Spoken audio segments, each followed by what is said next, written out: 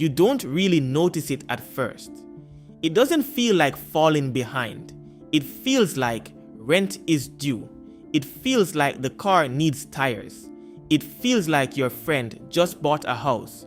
Your co-worker just got promoted.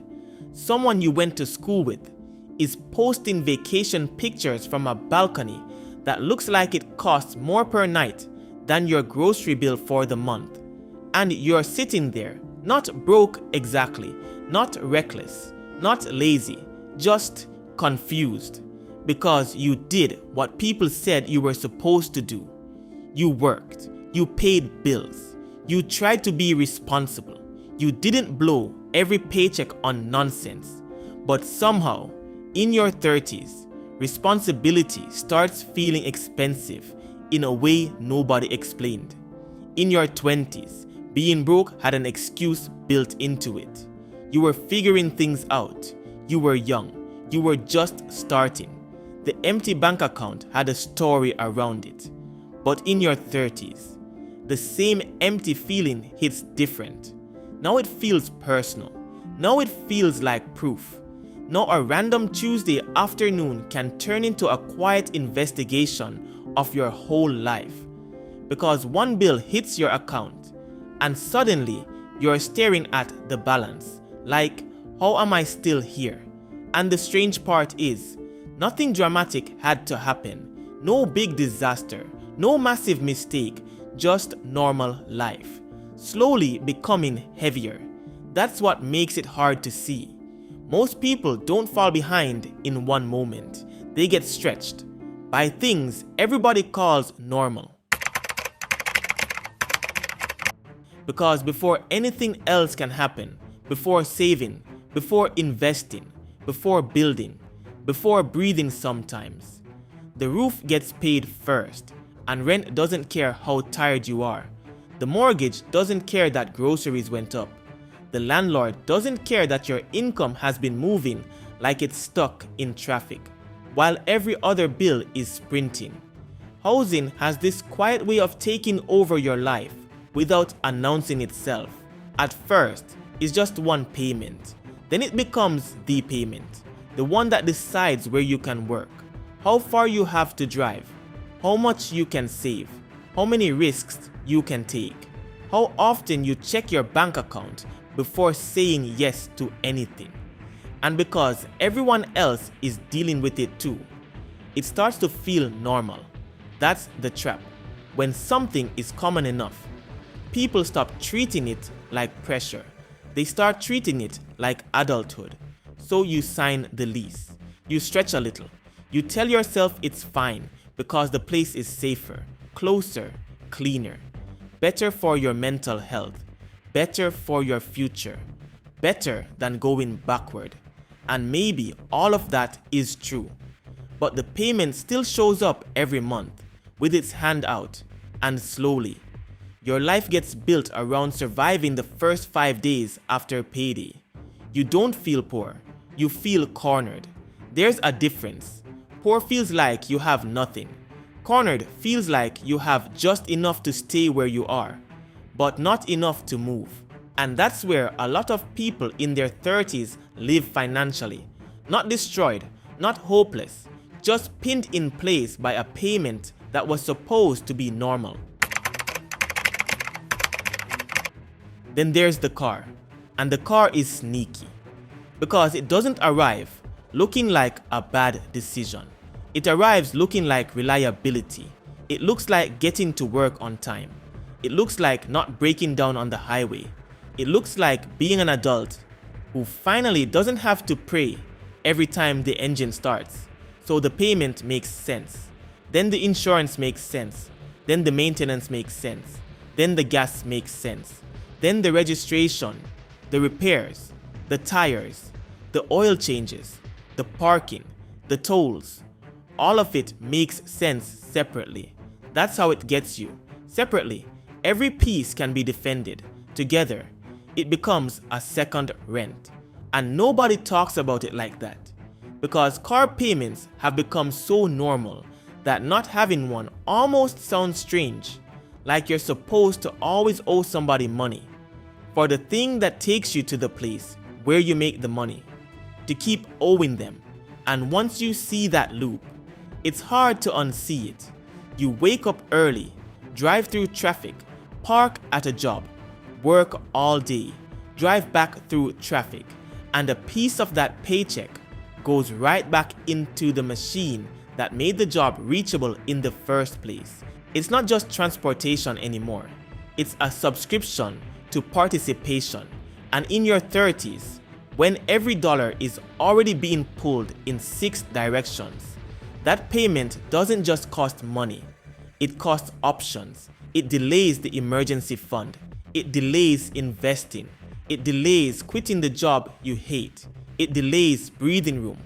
But because the car looks nice, because it works, because everyone has one, the pressure hides behind respectability, and that might be the most dangerous kind. The kind that looks responsible while quietly keeping you stuck. Then the years start talking, not loudly, just enough to bother you. Because at some point in your 30s, you hear someone mention investing, retirement, index funds, compound growth, and it doesn't feel like information anymore. It feels like a clock.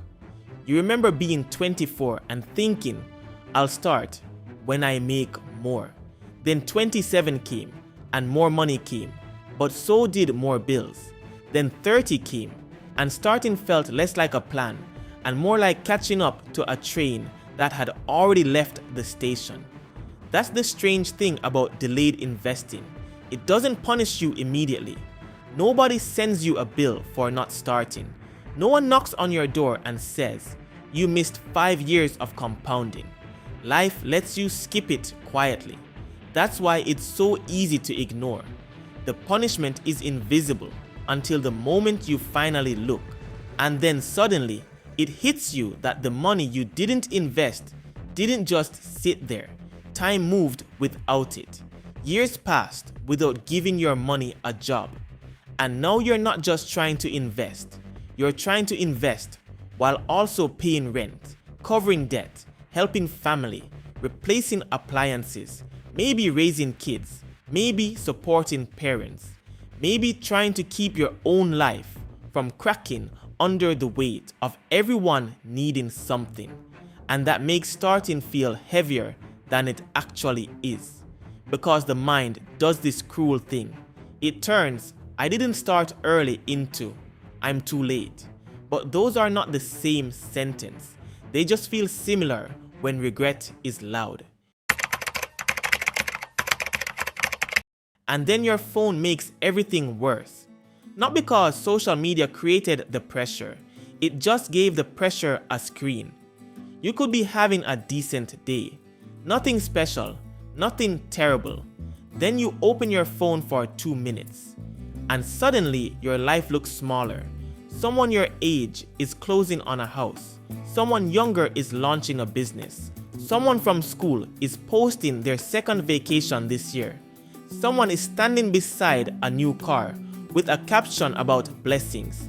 And you know, logically, that you're seeing fragments. You know, people post the highlight, not the bill. You know, the vacation might be on credit. You know, the car might be financed. You know, the house might come with stress they'll never show. But knowing doesn't always protect you from feeling. That's the problem. Comparison doesn't need facts to work.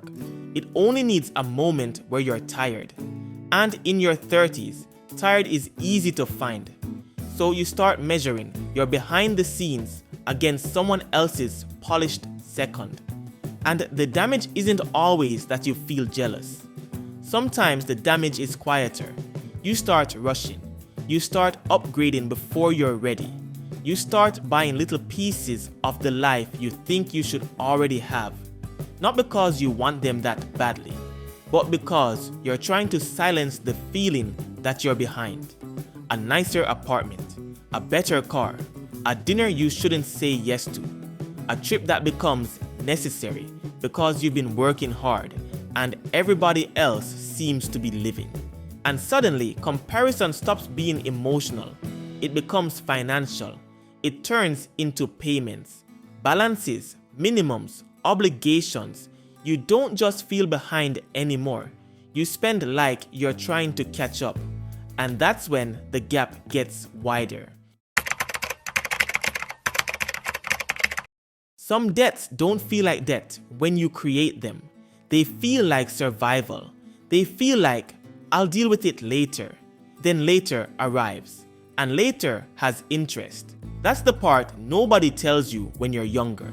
Your 20s don't always stay in your 20s. Sometimes they follow you. Sometimes they show up in your 30s as a minimum payment attached to a version of yourself who was just trying to get through the month. And that creates a weird kind of shame because you're not only paying the debt, you're paying for old decisions with current energy. You're working today for food you ate 3 years ago, for emergencies you barely remember, for a lifestyle that didn't even feel luxurious when you were living it. And when that debt sits beside rent, beside the car, beside groceries, beside everything else, it becomes more than a number. It becomes a tax on your future. Every month, part of your paycheck disappears before your current life even gets a chance to speak. And because debt is quiet when you're making minimum payments, it creates the illusion of control. The account stays open, the payment goes through, the score might even look okay, but underneath, the balance is still breathing, still growing, still waiting. And that's why people in their 30s can make more money than they ever made in their 20s and still feel poorer because the money is not arriving into an empty room. It's arriving into a room full of hands. Then life stops being just about you. That shift can happen slowly or all at once. Maybe you have children. Maybe your parents need help. Maybe a partner loses income. Maybe siblings call because something happened. Maybe you become the person everyone assumes can figure it out because you look stable from the outside. And stability is expensive when people start leaning on it. In your 20s, your money problems were mostly yours. That doesn't mean they were easy, but they were contained. In your 30s, money becomes relational. Your decisions start carrying other people. You're not just asking, can I afford this? You're asking, who gets affected if I can't? That changes everything. A grocery bill isn't just groceries anymore. It's responsibility. A medical bill isn't just a bill. It's someone's well-being, a school expense, a family emergency. None of it feels optional when love is attached to it. And that's where a lot of people get trapped emotionally. And nobody wants to admit how much financial pressure comes from trying to be a good person, trying to show up, trying not to disappoint people, trying to protect everyone, while quietly wondering who is protecting you. That kind of pressure doesn't always look like overspending. Sometimes it looks like loyalty. Sometimes it looks like sacrifice. Sometimes it looks like being the reliable one. Until reliability starts eating your future. And even if you work harder, even if you earn more, even if you do everything right, there's another problem sitting underneath all of it. Your income might rise, but your life rises faster. That's the part that makes people feel crazy, because from the outside, it looks like progress. You make more than you used to. You have a better title. You might even have benefits now. You might look like someone who should be okay, but every raise gets introduced to a new expense before it ever becomes freedom. The rent adjusts, the insurance changes, groceries climb, family needs increase, debt payments remain, the car gets older, your body starts demanding maintenance, your friends start having weddings, babies, housewarmings, life events that all come with invisible invoices, and the race that was supposed to create breathing room becomes just enough oxygen to stay underwater a little longer. That's why just make more money feels so incomplete. More money matters. Of course it does. But if every new dollar walks into an old system, the system eats it. And most people don't notice the system because they're focused on the amount. They think the problem is the paycheck. Sometimes it is. But sometimes the deeper problem is that the paycheck has no protection around it.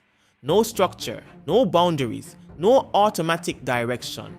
So every dollar arrives vulnerable. And life is very good at finding vulnerable dollars. Then comes the quietest reason, the one people don't always say out loud. They feel too late. Not because they are, because they're old enough to see the consequences of waiting, but young enough to still have time. And that middle place is uncomfortable. In your 30s, you can see both directions. You can look backward and notice the years you wasted. You can look forward and feel the weight of how much still needs to be built. And for a moment, it can feel like you missed the entrance. Like wealth was a door that opened at 22. And if you didn't walk through it, then now you're outside watching everyone else decorate the house. But that feeling is not truth. It's panic wearing a calendar. 30 is not late. 35 is not late. 39 is not late. It's just no longer early in the effortless way you imagined. And maybe that's what hurts. Not that it's impossible, but that it now requires honesty. It requires looking at the car payment without defending it. Looking at the rent without pretending it doesn't shape everything. Looking at the debt without shame, but without hiding either. Looking at comparison and admitting how often it has reached into your wallet. Looking at family responsibility and realizing love needs boundaries too. Looking at income and understanding that earning more only matters if more of it stays with you. Looking at investing and accepting that the best time may have passed. But the next best time is not a quote on a poster. It's a decision that shows up quietly. In the automatic transfer, in the subscription cancelled, in the used car kept longer, in the rent you refuse to stretch for, in the small investment made before you feel ready, in the moment you stop trying to look caught up and start becoming hard to knock down. That's the part nobody sees. The rebuilding isn't cinematic. It doesn't look like a huge breakthrough. It looks like a person in their 30s, sitting at a kitchen table, finally noticing the pattern. The money was coming in, but too much of it already had somewhere to go. The pressure wasn't proof of failure. It was proof that normal had gotten expensive. And once you see that, you stop asking, why am I so far behind? You start asking a better question. What keeps pulling me back every time I move forward? That question changes the whole room, because now the problem has shape. Rent pressure has shape. Car payments have shape. Delayed investing has shape. Comparison has shape. Debt has shape. Family pressure has shape. Income gaps have shape. The fear of being too late has shape. And anything with shape can be faced. Not fixed overnight. Not erased with one perfect plan, but faced. And maybe that's where catching up actually starts. Not when you suddenly make 6 figures. Not when every debt disappears. Not when life finally gets easy. But when the fog lifts enough for you to realize you were not behind because you were weak.